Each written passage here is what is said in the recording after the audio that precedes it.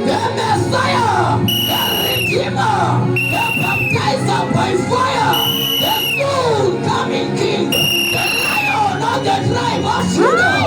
Aye, yeah, yeah.